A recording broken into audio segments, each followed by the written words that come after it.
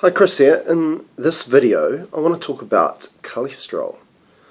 I got asked to do this video by somebody, and I have done a video previously about heart disease and the real causes of heart disease and how to go about treating heart disease, and I did talk a little bit about cholesterol within that video, but we're going to talk a bit more about in more depth. So cholesterol is required by the human body. Currently, cholesterol's got a bad name for itself because the mainstream medical system believe cholesterol causes heart disease and it causes ill health, and that's why we have cholesterol-lowering medications. We must remember that cholesterol is a number. So it's a number on a paper, and we're looking for a therapeutic window that we want to be within. So essentially it is a number. Cholesterol substance is created within the liver. Dietary sources of cholesterol don't really change our cholesterol number. So when you're hearing about, well, be careful with that food and be careful with that food because it has a lot of cholesterol in it, don't worry whatsoever. For example, eggs. The egg yolk is loaded with cholesterol and loaded with fats, very beneficial fats actually, and beneficial cholesterol. There's a lot of people, a lot of articles talking about how many eggs is it safe to eat in a week or so on. Eggs are a fantastic dietary food and nutritious food for many reasons, and no more important because of the cholesterol and the fat within the egg. And so don't listen to all that information of telling you should be not eating those particular foods, because those foods are very nutritious and you need those to be consuming those foods. Now, the cholesterol is being made by the liver, and you would have heard of different components of cholesterol, the HDL and LDL, and HDL stands for high density lipoprotein, or high density lipid, and LDL is low density lipid. Now, we know, we get told that HDL is the good cholesterol and LDL is the bad cholesterol, and I'll explain why they say this. Now, HDL is why that's a good cholesterol, because it stays within the liver. LDL is transported out into the body, and hence why it's called bad cholesterol, because it may end up within an artery somewhere. For example, somebody's had a heart attack, they've died of a heart attack, and they do an autopsy. They find, well, within the artery it was loaded with cholesterol, but they don't seem to talk about the rest of what they find in the artery. In the artery, what they notice is within the epithelial cells, which are the lining of the arterial wall, is heavily inflamed and damaged. And also these other substances such as really high sodium salts as well as calcium within that area as well. Now, what starts off heart disease is inflammation, an irritation to the arterial wall and the epithelial cells, which causes damage, which we call oxidation and inflammation. So what causes heart disease is not really cholesterol, it's actually oxidation and inflammation. What happens is the body sends cholesterol out to certain areas of the body to patch it up as a healing mechanism. So cholesterol is essentially a healing mechanism. So it gets sent out to patch a hole or a damaged area of the body. So if the arterial wall is being damaged because of inflammation and oxidation, that cholesterol will go there to patch it up. Now, if we go by the theory that cholesterol causes heart disease, then we're not fixing the problem. We'll continue to eat and do the lifestyle things that are causing us to become inflamed and oxidized and continue to cause damage to our arterial wall. So therefore the body will just continue to send cholesterol to the area to keep patching it up until an obstruction or blockage occurs, which we call a heart attack, because the heart becomes deprived from oxygen, of oxygen. It needs it, it requires it. All our muscles do, and the most important muscle in the body is your heart. So if we reduce the amount of cholesterol and therefore the body doesn't have the reservoir of cholesterol to send it out to patch the body, are we actually fixing the problem? No, we're not. We're not fixing the problem. Okay, cholesterol is found at the scene of the crime, but it's not causing your heart disease or causing the damage of the arterial wall or wherever that is within the body. This is just an example. We need to go to the root problem, and where the root problem is what's causing oxidation, what's causing the inflammation in the arterial wall. So essentially cholesterol is a safety mechanism for your body. It's actually trying to heal you and help you. So we need cholesterol. So we get this association with cholesterol and heart disease, but our brain, the most important organ within the body, with the heart, requires cholesterol, requires fat. The brain is made of fat, and it requires cholesterol to make it work optimally. Okay? We've talked about in previous videos how the body requires the right fuels to do its job properly. Now the brain needs cholesterol to do its job properly. It needs fat to do its job properly. So what we're seeing at the moment is epidemic of Alzheimer's, dementia, and low cognitive function. Parkinson's disease. And a number of those, because the brain is getting deprived of the fats, the fuel sources it requires, which a lot of fats that contain cholesterol. And people, you look at majority of the elderly people out there today, they're all on cholesterol lowering medications. So see the association there. I see it all the time. Now, cholesterol is very also important for hormones and hormone production. Now hormones is what keep us youthful and keep our body functioning properly. So we can talk about the sex hormones, and sex hormones aren't just there for sexual reasons or to reproduce. They're life hormones. So for example, testosterone for a man. Testosterone is important for muscular function, and what is a muscle? Your heart. So if you get depleted in testosterone because the body can't produce it because it needs cholesterol to produce it, then what happens to the heart? The heart gets sluggish and gets weak, which we call congestive heart failure.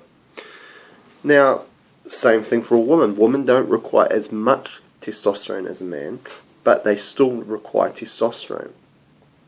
Let's go to progesterone.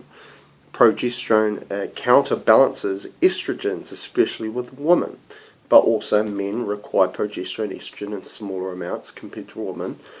But when a woman goes into menopause, all of a sudden the ratio between progesterone and estrogen gets disturbed. Progesterone just plummets. And when a woman usually goes through menopause afterwards, a lot of health problems occur because an imbalance of hormones. Now when somebody is on a cholesterol lowering medication, they're causing a disturbance with the hormones because the hormones can't be produced without enough cholesterol. So all of a sudden health problems occur, just like somebody going to menopause or a man going into what we call andropause, where testosterone plummets. So you can kind of see how important cholesterol is here. They did a study. Now this is a study that was actually buried. Let's talk a bit more about this study.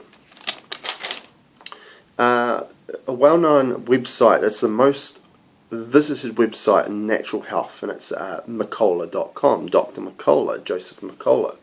Great website. And produced a study which this was done many decades ago, and it was actually done by Ansel Keys. And Ansel Keys, I talked a bit about this in my another video talking about heart disease. Ansel Keys came up with a theory that cholesterol and fat caused heart disease. And there was actually another guy, an English guy, I can't remember his name off the top of my head at the moment, but his theory was that sugar caused heart disease. They went with the theory of Ansel Keys with the cholesterol and the fat causing heart disease, which I think has damaged us over many decades. And I think we're finally realising that fat isn't really the culprit, and that sugar has a lot bigger role with a lot of diseases, including heart disease. And Ansel Keys actually did this study, and what this study actually found, that was actually the opposite of what his theory was all about. So he hid it. They didn't publish it. Now this has just lately come to light, this study. And I'm going to talk a bit about the results of what happened in this study and why they buried it. So obviously he was for his theory that that fat and cholesterol caused heart disease. Now, a new group of scientists reevaluated the findings that were done in this study many decades ago. And the latest study emerged showing that conventional wisdom on saturated fat has been completely wrong and was buried. Okay? It's 4 decades old. Okay? Now, what it showed, they used a group of people, and they've divided them into 2. One was fed just vegetable oils for their fat source, which was corn oil, and one a saturated fat. And they found that the risk of death and harm was a lot higher with the corn oil, the vegetable oils, compared to saturated fat. Now, because of Ansel Keys' theory, over the next few decades, saturated fats were replaced with vegetable oils, because vegetable oils don't have saturated fat. So things like coconut oil, things like lard, butter, and those sorts of things were replaced with vegetable oils and hydrogenated vegetable oils, making margarines and so on. So the big soy industry came to light, and soy oil, corn oil. And they made a lot of money off this. And there was a lot of damage being occurred to a lot of people's health because of this. Now coconut oil is all of a sudden coming as the big rage now, because of they're finding all the health benefits of coconut oil. And coconut oil is 92% saturated fat. It contains the most saturated fat out of anything. Now, this is really going to change the way we look at health, and especially with heart disease, because all of a sudden saturated fat in the next decade or 2 is going to become, they're going to open their arms to saturated fat and realize what a big mistake we actually made with replacing it with vegetable oils and processed vegetable oils. Because vegetable oils, under light and heat, get damaged and they change their chemical composition, what we call a trans fat or hydrogenated fat, which actually does cause heart disease because it causes damage to the endothelial cells on the arterial wall, and it causes damage all over the body and blockages in the body, because these vegetable oils, when they change their form, the body doesn't not know how to use it or get it out of the body. Okay? Saturated fats themselves are great energy sources, and do you know why a great energy source? Because the body knows what it is and it utilizes it straight away for fuel. It doesn't store it as fat. It uses it as an energy source. And coconut oil actually helps people lose weight. And you hear things like increasing metabolism. Therefore, when we increase our metabolism, what happens? We lose weight. And it's 92% saturated fat. Butter will do a similar thing. Butter is 66% saturated fat. These are great fats, and they're loaded with cholesterol. Anyway, this study found that the people that had the highest number of cholesterol had the lowest risk of disease and lived the longest. Lived the longest. And the people that had the lowest cholesterol were at the higher risk of dying. And they died younger. Because hormones will create longevity. And what we need to create these hormones, the building blocks of hormones, is cholesterol. So a big industry became money, influenced the way we looked at our diet. And this is just one example of that. This happens a lot for many decades, because the vegetable oils we were told that vegetables were healthy. Corn oil, soy oil, cottonseed oil, canola oil. Listen to some of these. Canola oil, sunflower oil. Some of these oils, and you see in plastic bottles, and they're clear, they've been bleached, they've been processed, they've been damaged. They're not good for your health, people. Even though, they get lauded that they're great for your health because they don't contain cholesterol. But the oils themselves are very damaged, and they'll cause damage to your body. We need to go back to these wholesome fats that we find in nature that are less, not processed as much, and some of them have cholesterol, because cholesterol is not the bad guy. Now, this study found that for every 30-point drops in total cholesterol, there was a 22% increase in chance of death in the study. Now, if you go to Dr. McCullough's site, you'll be able to find this study regarding to saturated fat. Just type in saturated fat, type in cholesterol, and it will come to the study. Now, so just think about that. Tell me what you think by this video, and please don't just go by my own word. Read the study, and believe me, there's a lot more information that's showing that saturated fat is really good for you. Cholesterol is great for you. It will create a longevity and vitality, and that's what we all need and all require. Not these processed chemical foods that we're consuming as sugars and these processed vegetable oils, which are causing the oxidation and inflammation to start off with, and causing heart disease. Remember, cholesterol is there as a healthy substance within the body. It's only trying to do its job. We just need to give the body what it requires, instead of all this junk that's causing damage within the body. Thanks for watching. Thanks for listening.